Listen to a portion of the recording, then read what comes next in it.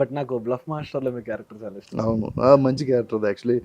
గోపీకృష్ణ అది రాసుకున్నప్పుడే నాకు చెప్పారు, నాకు కృషి గారు ఇలాంటి ఒక క్యారెక్టర్ మీరు చెప్తే బాగుంటుంది. సరే నేను చేస్తాను చెప్తున్నా.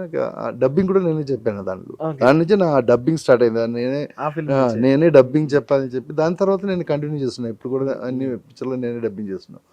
సో దాంట్లో ఉన్న క్యారెక్టరైజేషన్ చాలా బాగుంది యాక్చువల్లీ.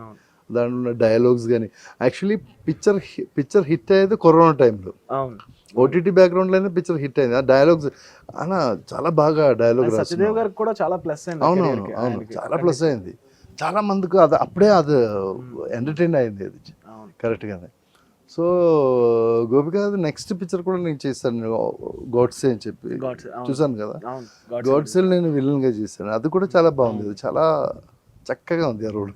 గాడ్సేకే నేను గుర్తొచ్చింది, శుచి గారు ఉన్నారు, ఒకసారి కాల్ చేయాలి, ఆయనతో మాట్లాడాలి ఎలా అని.